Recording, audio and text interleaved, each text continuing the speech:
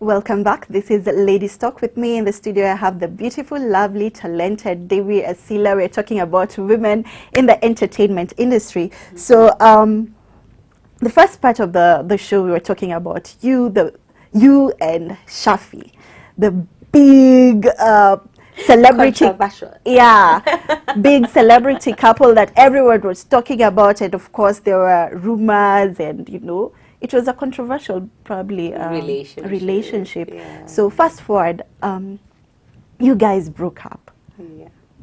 Yes. We broke up. Yes, we did. How did you deal with that? We Oh, have yes. the amazing, beautiful Milan. She's so beautiful, Milan. Oh, she's so adorable. And then we did break up.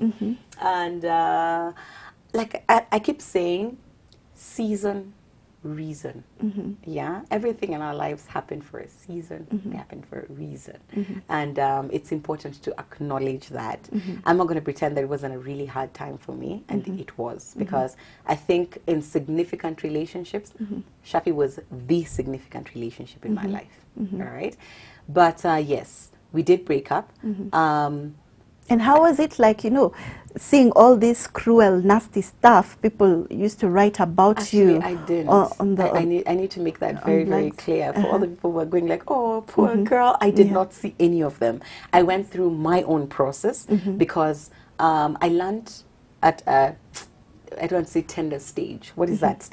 At an early stage in this celebrity status, that a lot of things that are written are not necessarily the truth. There's a lot of hype in it. Yeah, there's a lot of it. Definitely. So what I did is, at some point, I actually made a decision not to read the papers. Really? I just honestly, I don't read blogs. I don't read papers. I don't. I just don't.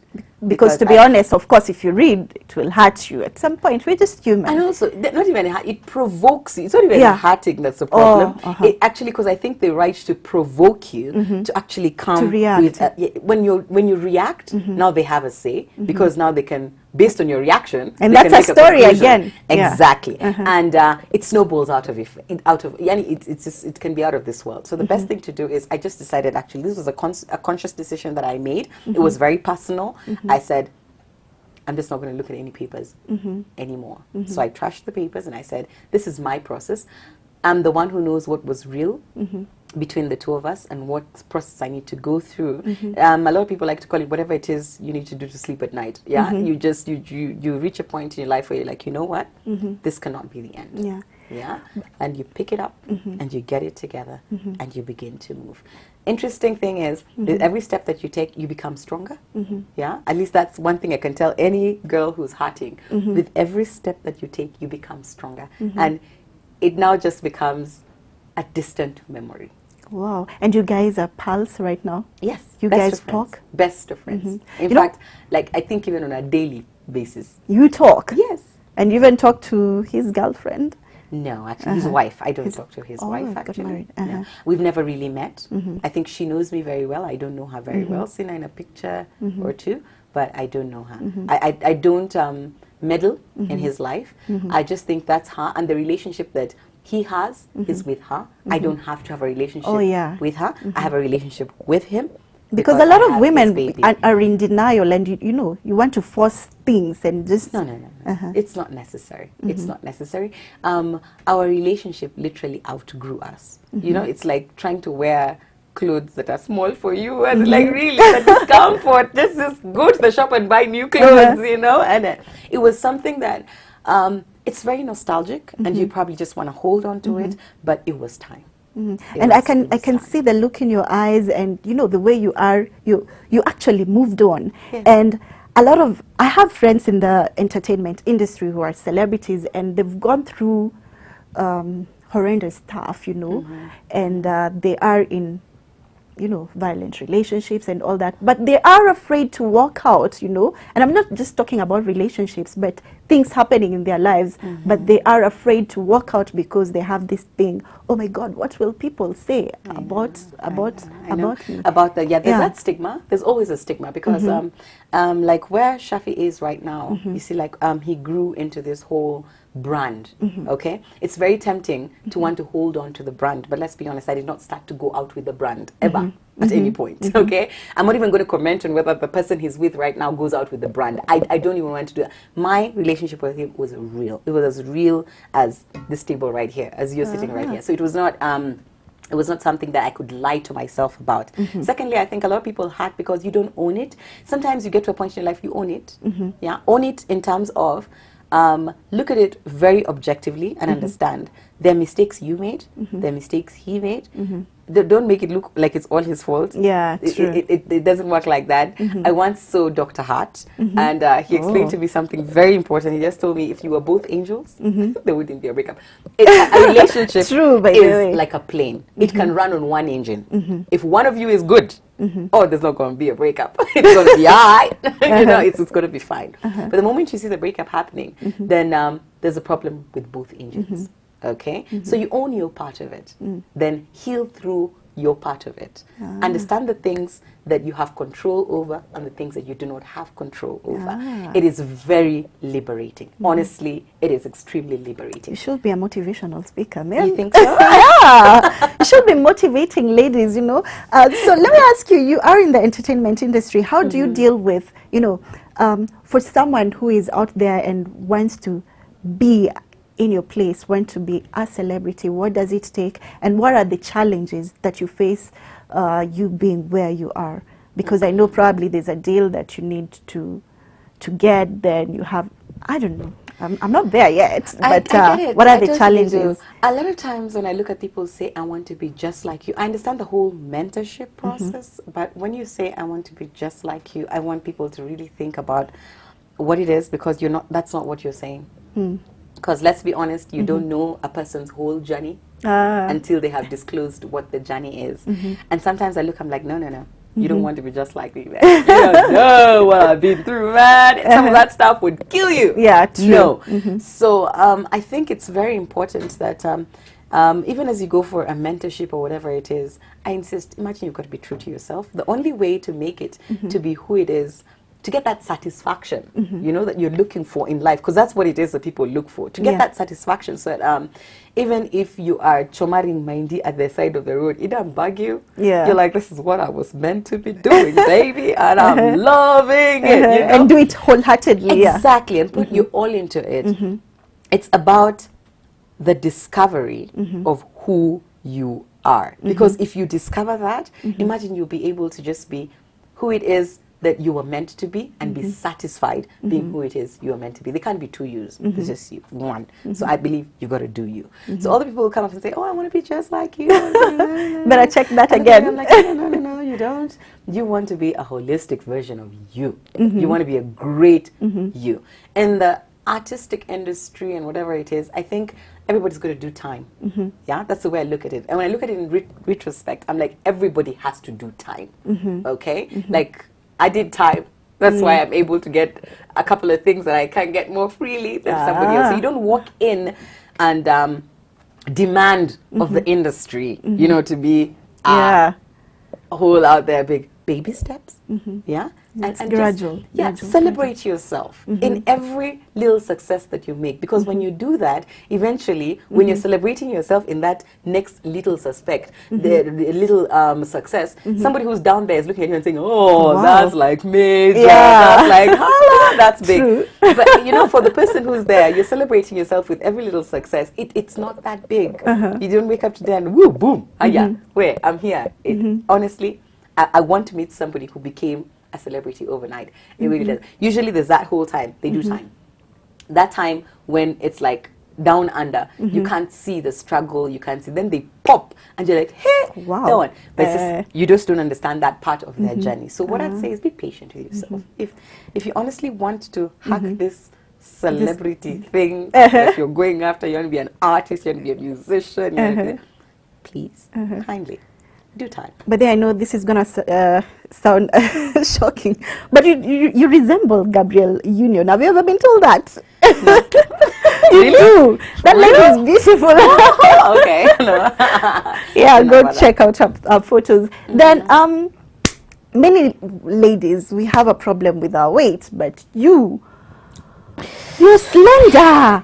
You never add, you never lose. In fact, you lose. And most of us, we've been trying to lose weight, go on crazy diets and, fast and go to the gym. It's not working. God. But what's your secret? Man, even your face is so smooth, It's not a secret. It's, first of all, it's God-given. It's actually God-given, one. Secondly, I honestly think, this sounds like a lot of, what do they call it, like scientific talk. Those, what do they call Scientology? It sounds like but it's if you're comfortable with your weight, imagine you will be the weight that you are intended to be. I have a very high metabolic rate, okay? Extremely. When I was young, I'll never forget, my dad called me Mosquito for the longest. My mom is voluptuous. My sisters are very voluptuous. Yani, everyone in our family is actually big. I was there. I was there. So even me, right now you're celebrating my body, I'm celebrating my body too. I'm going like, oh gosh. Really? There's something there. I was extremely small. Yeah, I was actually extremely small, and that has always just been me. And actually, so you work. Right you don't now, work out. I'm You don't. actually adding weight. So I'm at the place where, in fact, you caught me at a place. I said from tomorrow, I am doing sit-ups from tomorrow. Oh, you don't have a belly. I think I can begin to feel it pop. I am so doing sit-ups. I think with age, your metabolic rate slows down, and now I'm beginning to see I'm actually adding weight. I'm like, I can't recognize myself in photos anymore. I'm like, I'm like, no. So I think I've also got a bit to deal with as far as that is concerned, because I always say, be comfortable with your weight, but that's because I've never really ever had any weight issues. And did your body change when you gave birth? Did you? The beauty with me, imagine I grew that way. And that's it. Then after that, sit there. I actually grew that way. I never had that problem of growing this way. I did not grow that way. I must be very lucky, because most women, when they after giving birth, they just. I know. Blood. I know it's that theory when they tell people like you're eating for two. You're not eating for two. No, you're a grown up. And then there's a child. You're not eating for two. No, don't get it twisted. So tell us. If you fall for that, it's your own biashara. Okay, on to other serious matters again. So you are now the director or marketer or at MCS. At MCSK. MCSK. That is something that we've just been reading on the blogs. And is it true or false? So you it is actually true. Because the last time I knew you were a radio presenter. Yes, I moved from KBC. I was at Venus, and then I moved, and they poached me from this is MCSK, Music Copyright Society of Kenya, and I'm going in to do the marketing. Wow. Yeah, I've been there just for a couple of months. Young ladies doing great jobs. Great.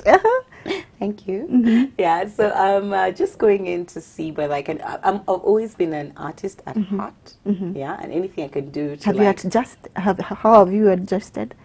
I've taken on a marketing role before because, like I told you, I have a degree in marketing. I used to work at Bansoft, and it was an 8 to 5, and then I struggled. At that point, I really struggled because I was the first one that I did. But now, I'm actually okay with it. I get into the office just before 8 o'clock, and you dress in suits. Sometimes, sometimes before. Just going to 9 o'clock. As in I'm going to a placement, and I also think because my daughter is now older, she's not that demanding on my time. So because of that, I'm actually like free to actually pursue and see what it is I can do. But you're still singing and producing songs and still singing. Tattoo are actually releasing a new song. Yekeke. It's out. Just needs to be like distributed. In fact, I need to leave you. Yes. So that you play it and it's out there. Yeah. So it's basically it's all in the day's job. Wow. And still moving on to greater things. Hopefully. Like I said, it is. I think by now you figured out my personality is like tomorrow. If I wake up and something tickles my fancy, I'll be in there and I'll give it 102%. Wow. Yeah. Because most people are afraid of taking risks. Yeah. But I always say that you don't, you never fight with somebody who has nothing to lose, because that's a person who can put in everything. And I think I'm that one person. I just feel like where I've gotten to, there's really nothing I can lose. Been there, done that, won the t-shirt, been down and under, been up there and over. So there's no fear of, oh my God, what if I lose everything? What if this doesn't work? I'm telling you, I'll just Debbie, pick it up and I'll go again. I'll pick it up and I'll go again. This is some of the good points of actually like being down. Because when you realize you can get out of it, you develop skill. And that skill is transferable. So you can actually like look at situations without the fear of what if I lose this? Speaking of that, what has been one of your most breaking moments in life? Breaking moments was my breakup with Shafi. Actually, that was crazy because I did not see it coming. I know everybody feels like they saw it coming. I just felt like I could fix it. All right, and it brought out an element of total surrender in me, and surrender just to that higher power. And I just realized, you know what? Actually, it was a journey through the dark tunnel, and after that, I was like, maybe I can do it. Okay. High moments? Maybe I've got an S on my chest. Maybe I am Superwoman. Hey. So are you dating, by the way? Are you dating? No, You're not dating. not dating. But you're planning to. If someone, what are you looking for? What am I looking for? Yeah. I will know when I see it. I know it's so like cliche, Ah, right? okay, yeah, When I know. I see it, I will know. So no qualities that you're handsome, tall, dark, and handsome. It's Has got to be. great personality. Yeah, it's got to be someone with an extremely great person, and somebody who's grown to a place where they understand themselves. Because one thing I've realized, I've dated after Shafi, I've dated 2 other guys, and I've realized a lot of guys don't know who they are. You know, they're just probably just going with the flow. You know, they really don't know who they are. We just go, yeah. Yeah, let's just oh, yeah, whatever. You said, I even don't know where we're going. yeah, but for you to be able to like lead me in a particular, like, at least you need to know where we're going. Yeah. At least just sell me the idea of where we're going, and then maybe I'll jump on board. Exactly. Yeah. So high moments in life? High moments in life. My goodness, I have had so many high moments, but most of my high moments comprise my daughter. She is like, I don't know how to, you know, like when you go home to that life that is her, just the whole journey of being able to equip her and seeing her live. And I've seen your relationship. You guys are friends. You're buddies. You're free. Yeah, and I'm enjoying it because I had a discussion with a pal of mine yesterday, and she was like, "Oh, Debbie, when they get to 12 years old, how?" Are you scared about Then that? I'm gonna see that.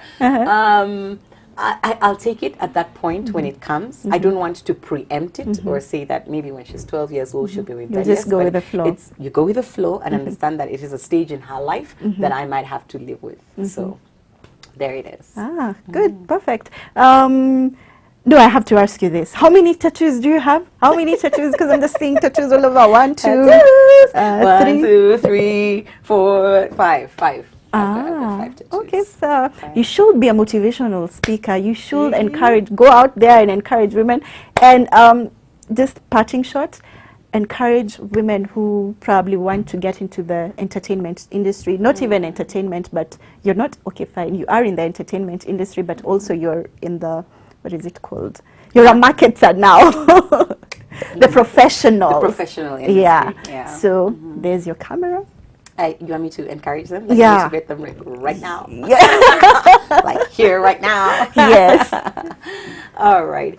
I just believe that as a person, just to be a success in whatever it is that you do, I'm not even going to put it in the entertainment industry or the professional industry, whatever it is. Find out who you are and find out why it is you are on this earth.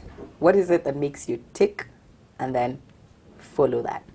Chances are the light is right at the end where you're going. Wow, I wouldn't That's have what it said it better than you. Wow, thank you so much. And I still insist. welcome.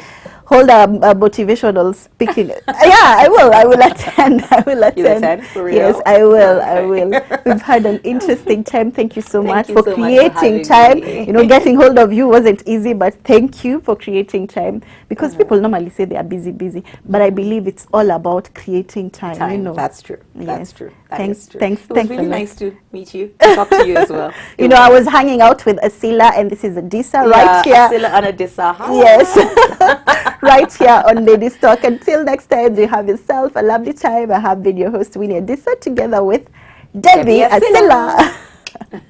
Asila.